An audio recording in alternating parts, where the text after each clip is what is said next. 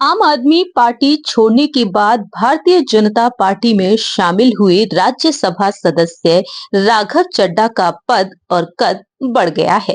जी हां, बीते शनिवार को ऐलान कर दिया गया कि राघव चड्ढा अब सदन की याचिका समिति के नए अध्यक्ष हैं। 23 मई को सदन की याचिका समिति का उन्हें नया अध्यक्ष नियुक्त किया गया है। राज्यसभा के सभापति सीपी राधाकृष्णन ने याचिका समिति का पुनर्गठन किया।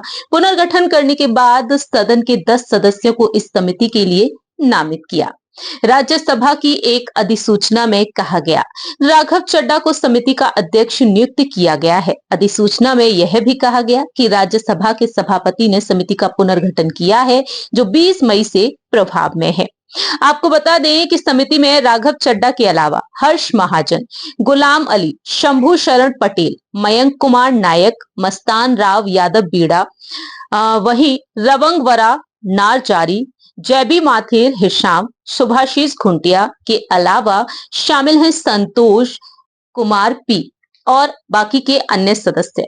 राज्यसभा सचिवालय में एक नई अधिसूचना में कहा गया कि राज्यसभा के सभापति ने 20 मई 2026 को राज्यसभा सदस्य डॉक्टर मेनका गुरुस्वामी को कॉर्पोरेट कमेटी विधेयक 2026 संबंधी संयुक्त समिति का सदस्य नामित किया है।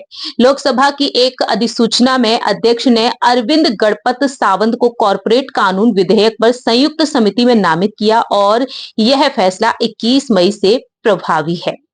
फिलहाल राघव चड्ढा अब इस समिति के अध्यक्ष नियुक्त किए गए हैं। अब आपको बताते हैं कि आखिरकार राज्यसभा की याचिका समिति काम क्या करती है, राघव चड्ढा का काम क्या होगा। राज्यसभा की याचिका समिति का प्राथमिक काम सदन के सामने पेश की गई याचिकाओं की जांच करना होता है। समिति कार्यपालिका के कार्य से संबंधित विशेष सार्वजनिक शिकायतों या सामान्य सार्वजनिक महत्व के मामलों की भी जांच करती है।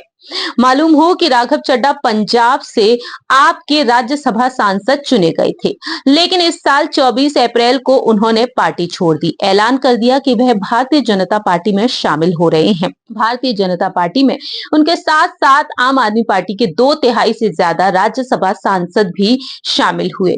अब राघव चड्ढा का पद और कद बढ़ चुका है। बीजेपी में शामिल होने के बाद राघव चड्ढा को ये अहम जिम्मेदारी मिल चुकी है।